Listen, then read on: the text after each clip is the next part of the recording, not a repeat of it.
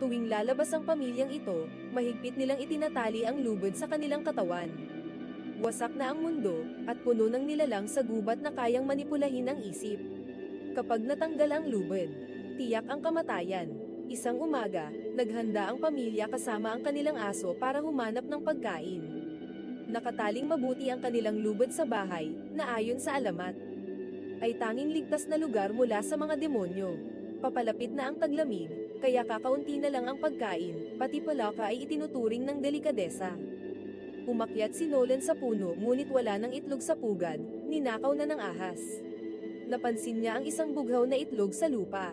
Dahil sa gutom, naisip niyang alisin ang lubid para kunin ito. Pero dumating si Sam at pinigilan siya. Hindi natuwa si Nolan sa pagpigil ng kanyang kuya.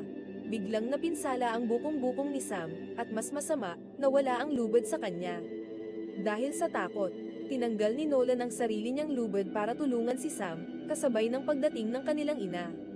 May kakaibang bagay na nakita ang kanilang ina.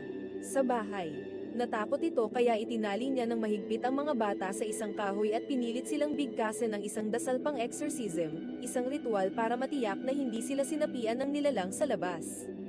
Nang walang nangyari, nakahinga siya ng maluwag at sinuri ang sugat ni Sam. Ngunit nang malaman niyang tinanggal ni Nolan ang kanyang lubid, nagalit siya. Bilang parusa, ikinulong niya ito sa silong. Habang kumakain, muling ikinwento ng ina ang tungkol sa mga nilalang. Sapat na ang isang taong sapian upang manipulahin ang pamilya at pilitin silang patayin ang isa't isa. Ito raw ang dahilan kung bakit nawasak ang mundo. At kung bakit niya kinailangang patayin ang kanilang mga lolo't lola ng mas apian ang mga ito. Pero nagsimula nang magduda si Nolan. Wala pa silang nakikitang ganoong nilalang. At ang kanilang aso ay malayang gumagala sa gubat nang hindi kailangang magtali ng lubid.